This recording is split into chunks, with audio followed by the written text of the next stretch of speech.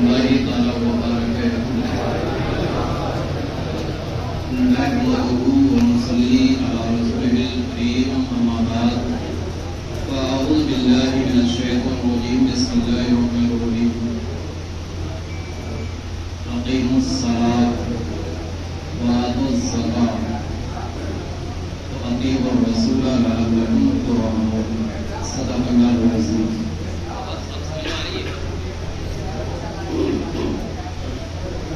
عزیزان گرامی مقام سیدی و سعدی اعلیٰ حضرت بولیے سبحان اللہ سبحان اللہ.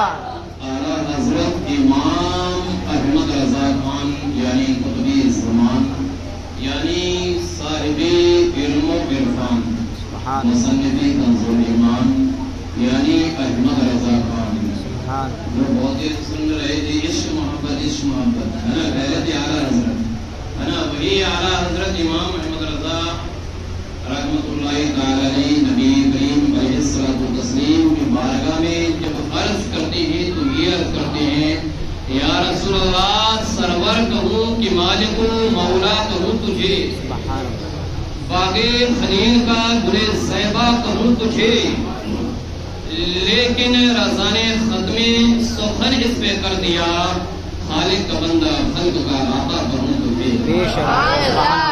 السلام آئیے ہم اور آپ سب سے پہلے بڑے ادب و احترام کے ساتھ مصطفیٰ کریم علیہ الصلوۃ والتسلیم کے بارگاہ میں درود پاک کا نذرانہ پیش کریں پوری ایمانداری کے ساتھ پڑھیں اللہم صلی علی سیدنا مولانا محمد وعلی وسلم صلو علیہ وسلم سیدنا مولانا محمد استغفر شفیع و دوائی و عبد الاحدار و شفائی و انور الاظفار و السیائی صلو علیہ الصلوۃ والسلام علیہ حبیبی یا رسول اللہ صلی اللہ علیہ وسلم. محب تصویر تو سب ہیں مگر ادراک کہاں. محب تصویر تو سب ہیں مگر ادراک کہاں. زندگی خود ہی عبادت ہے مگر ہوش کہاں. بے شک سبحان اللہ. محب تصویر تو سب ہیں مگر ادراک کہاں. ارے زندگی تو خود ہی عبادت ہے لیکن ہوش کہاں. سبحان اللہ سبحان اللہ. اور ہم تو مائل بکرم ہیں کوئی سائل ہی نہیں. بے شک. ہم تو دینے والے ہیں لیکن کوئی مانگے تو. بے شک. ہم تو مائل بکرم ہیں کوئی سائل ہی نہیں. راہ دکھلائے کسے رہرب منزل ہی نہیں. اے ہائے سبحان اللہ سبحان اللہ. برادران اسلام آج ہماری تقریر کا عنوان آج ہمارا بیان اس تعلق سے ہوگا کہ جن لوگوں کو اللہ نے مال دیا ہے جن کو اللہ نے دولت دی ہے اور اگر وہ مال و دولت رب اگر عطا کر دے تو ہمیں پھر اس دولت کو کیسے خرچ کرنا چاہیے. کیا اسے اپنے ہی کاموں میں خرچ کیا جائے یا رب کی رضا کے لیے اس کی راہ میں بھی دیا جائے. وقت کافی ہو چکا ہے. میں بھی بس 10 منٹ بیان کروں گی انشاءاللہ اس لیے کافی وقت ہو گیا ہے. وہ صبح جاگنا بھی ہے. بڑے غور سے سنیں بس صرف 2 حدیث ہیں اور 2 حدیث کا اپنا بیان پورا.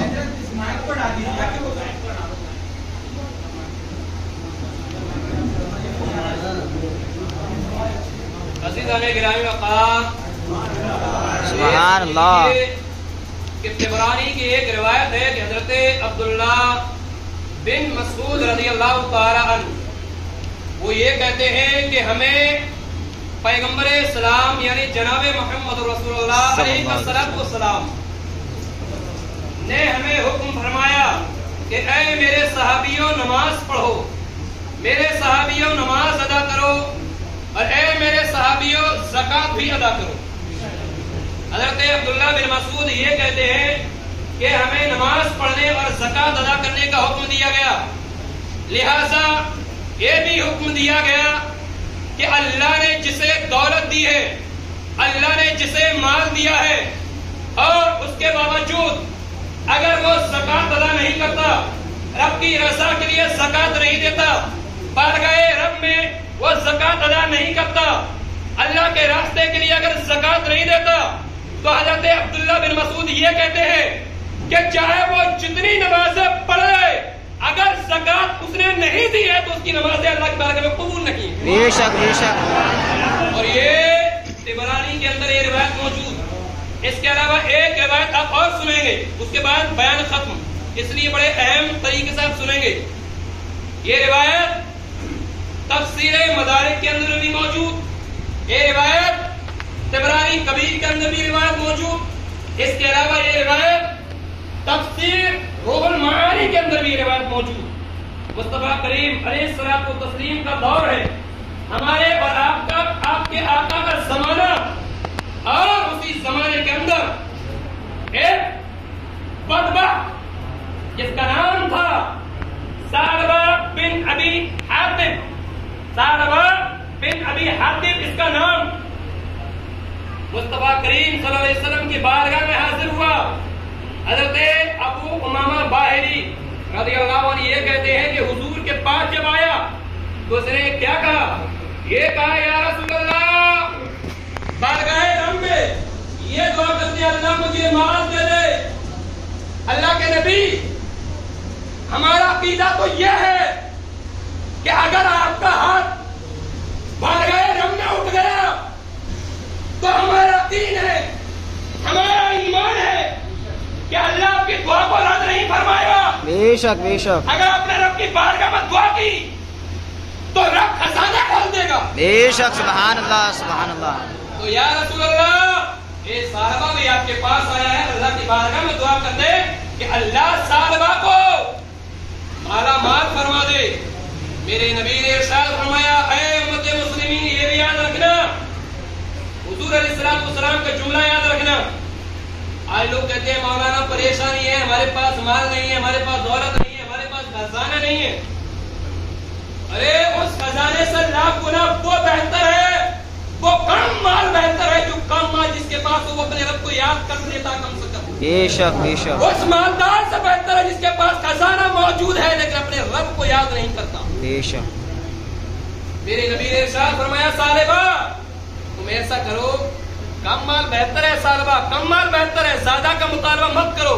لیکن ثعلبہ نے کہا یا رسول اللہ دعا فرما دی۔ میرے نبی نے فرمایا، ثعلبہ کم مال تمہارے لیے بہتر ہے، ابھی تم 5 وقت کی نماز ادا کر رہے ہو، رب کی عبادت، اس کی ریاضت، اس کی بندگی میں لگے ہو، ثعلبہ کیا کرو گے مال و دولت حاصل کر کے؟ ثعلبہ چلے گئے، لیکن دل میں پھر وہی خیال، پھر وہی سوچ، پھر وہی فکر۔ مصطفیٰ کی بارگاہ میں دوبارہ آئے، یا رسول اللہ، بارگاہ رب میں ثعلبہ کے لیے دعا کرتے ہیں اللہ مال و دولت دے دے۔ یا رسول اللہ، یہ ثعلبہ آپ کی موجودگی میں، صحابہ کی موجودگی میں، ثعلبہ آپ سے وعدہ کرتا ہے کہ جو بھی اللہ مجھے دے گا تو میں اس مال کو اللہ کی رضا کے لیے غریبوں کو تقسیم کرتا چلا جاؤں گا۔ سبحان اللہ سبحان اللہ۔ لیکن یا رسول اللہ دعا کر دے۔ اب جب دوبارہ آیا تھا تو مصطفیٰ کریم نے فرمایا، ٹھیک ہے ثعلبہ، اگر تمہاری یہی آرزو ہے، تمہاری یہی تمنا ہے، تمہاری یہی خواہش ہے تو ٹھیک ہے۔ میرے نبی نے دعا کے لیے ہاتھ اٹھا دیا، کملی والے نے دعا کے لیے ہاتھ اٹھا دیا۔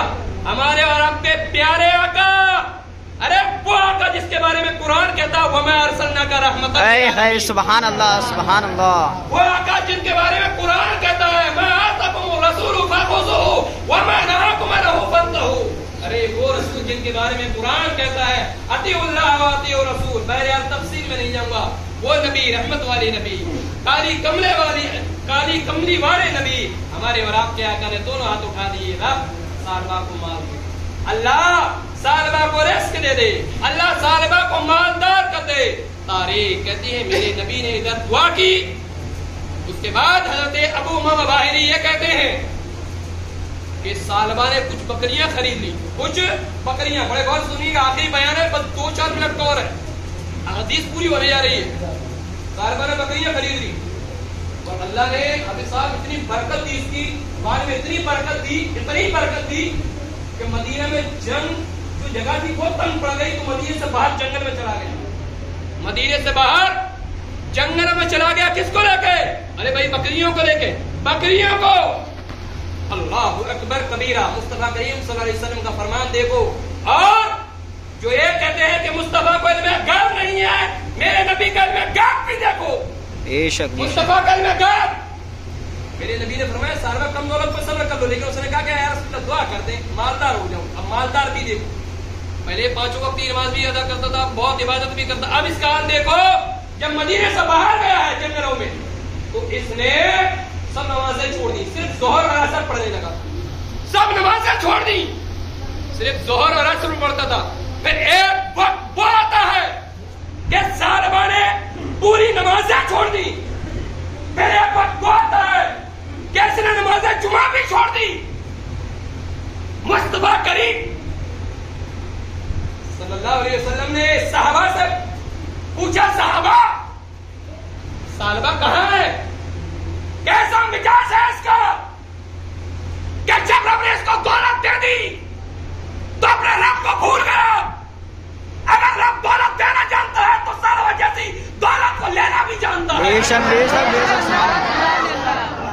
تاریخ کہتی ہے, اتہاس بتاتا ہے, عزیزان گرامی وقار ذہن کو حاضر رکھو.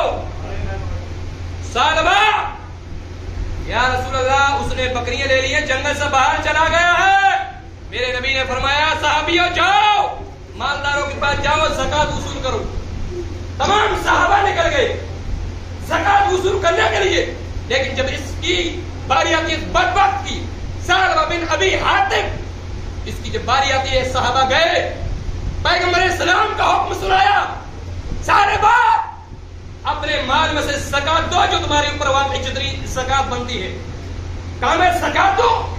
ارے بھائی یہ تو ٹیکس ہے, میں زکات نہیں دے سکتا. اللہ اکبر کبیرہ. صحابہ نے جب اتنا سنا, رسول اللہ صلی اللہ علیہ وسلم کے پاس گئے, مصطفیٰ کے میں گئے, ملاحظہ فرماؤ امت مسلمین, گئے ملاحظہ فرماؤ. میرے نبی نے فرمایا, صحابہ آ جاؤ. جب صحابہ جمع ہو گئے, کسی صحابی نے بھی کچھ نہیں کہا ہے. تفسیر مدارک, تفسیر روح البیان, ان روایتوں کے اندر ملتا ہے کہ میرے نبی نے خود ہی فرما دیا, کیا اے ثعلبہ تجھ پر افسوس ہے, ثعلبہ تجھ پر افسوس ہے, ثعلبہ تجھ پر افسوس ہے. صحابہ حیرت میں, کیا ابھی ہم نے تو ذکر ہی نہیں کیا ہے, ہم نے تو ابھی بیان ہی نہیں کیا ہے, اور ان کو خبر ہو گئی. اسی لیے تو ہم کہتے ہیں کہ اللہ نے مصطفیٰ کریم صلی اللہ علیہ وسلم کو علم غیب عطا فرمایا. بے شک, سبحان اللہ. وقت نہیں اس علم غیب پہ بہت سی آیات میں پیش کر دیتا. بہرحال اس کے بعد مصطفیٰ کریم صلی اللہ علیہ وسلم نے اس کے لیے بد دعا کی, اس کے لیے بد دعا کری جیسے اللہ کی جانب سے حکم نازل ہوا. قرآن مقدس پارہ 10 رکوع 16 کے اندر ارشاد فرماتا ہے کہ جنہوں نے ہم سے دولت کا مطالبہ کیا, جنہوں نے ہم سے دولت کا مطالبہ کیا اور ہم سے یہ وعدہ لیا, ہم سے عہد کیا تھا, اور وہ عہد یہ تھا کہ اگر رب ہمیں دولت دے دے, اللہ ہمیں مال دے دے, تو اس مال کو رب کی رضا کے لیے خرچ کریں گے. لیکن انہوں نے ہمارا عہد توڑ دیا, ہمارا وعدہ توڑ دیا, اور انہوں نے اپنا منہ موڑ لیا. اللہ اکبر کبیرہ. اس کے بعد جب آیت کریمہ نازل ہوئی ہے, اور جب صحابہ کو پتہ پڑ گیا بھائی میری مذمت میں آیت کریمہ نازل, اللہ کا فرمان نازل, تو پھر اپنے مال کو جمع کیا, اور پھر اس کا پورا جو بھی بنتا ہے زکات لے کر نبی کی بارگاہ میں, میرے نبی کی بارگاہ میں, یا رسول اللہ زکات کا مال لے کر آیا, قبول فرمائے. میرے نبی نے فرمایا, مصطفیٰ فرماتے ہیں, اے ثعلبہ جا لے جا اپنی زکات لے جا یہاں سے. کہ رسول اللہ قبول فرما لے. ارے میں کیسا قبول فرما لوں جب کہ میرے رب نے تیری زکات لینے سے منع کر دیا. بے شک, سبحان اللہ, سبحان اللہ. ارے جس زکات کو میرا رب منع کر دے تو میں محمد اس شخص کی زکات کیسے لوں؟ لے جا یہاں سے. لے گیا.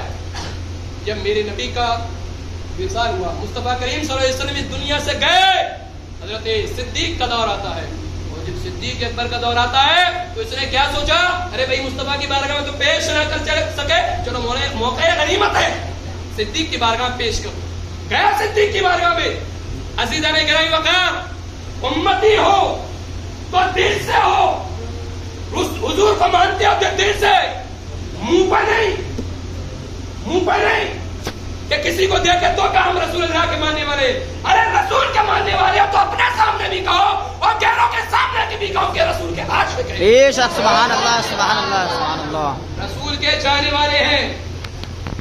اتنا بھی مجمع ہو ڈرنے اور گھبرانے کی ضرورت نہیں ہے. بہرحال صدیق اکبر کے پاس آیا تو صدیق اکبر نے کہا کیا ہے؟ بولے یار صدیق اس کو قبول فرما لے. حضرت صدیق اکبر نے فرمایا ابے سالبہ ابے جس زکات کو تیری رب قبول نہ کرے، جس زکات کو مصطفیٰ نہ لے، تو صدیق کا کیا ہمت کہ اس زکات کو اب خود لے لے. بے شک بے شک. ارے جس زکات کو میرے نبی نے پسند ہی نہیں فرمایا، تیرے زکات کو تو لعنت ہے، لے یا یہاں سے. پھر عمر فاروق کے پاس آیا. عمر فاروق کا دور جب آیا کہ عمر فاروق اعظم اس زکات کو لے لے. فاروق اعظم نے فرمایا رہے جس زکات کو میرے نبی نے نہ لیا ہو، جس زکات کو تیری صدیق نے لیا ہو، عمر کی کیا مجال کے لے لے، جا یہاں سے. پھر چلا گیا. پھر حضرت عثمان ذو النورین کا معاملہ آیا، ان کا وقت آیا، اس وقت اس کا انتقال ہو گیا. اور یہ تفسیر مدارک، تفسیر روح المعانی، طبرانی کبیر، تینوں کے اندر یہ روایت موجود. اس روایت سے کیا سمجھا؟ صرف 1 منٹ، آدھا منٹ. اور وہ یہ کہ اگر اللہ نے دولت دی ہے، اللہ نے دولت دی ہے، اللہ نے مال دیا ہے، جیسے کہ ابھی آپ کے سامنے کہا کہ ایک روپیہ کی خاطر بزرگان آپ کے گھر تک گھومتے، ایک روپیہ کے لیے جاتے ہیں، چاہے یہ ہو یا کوئی بھی ہو، اگر اللہ کے نام پر مانگتا ہے، میں یہ نہیں کہتا کہ ہزاروں دے دو، جو کچھ ہے وہ دے دو. اگر 1 روپیہ تو 1 روپیہ دو، لیکن اپنے رب کے نام سے واپس مت لوٹا اس کو. ارے جس رب نے ہمیں مال دیا، جس رب نے دولت دی، جس طرح عزت دی، جس طرح حکومت دی، جس طرح ہاتھ دیا، جس طرح پیر دیا، جس طرح سب کچھ دیا، کہ اس رب کے لیے ہم 1 روپیہ نہیں دے سکتے.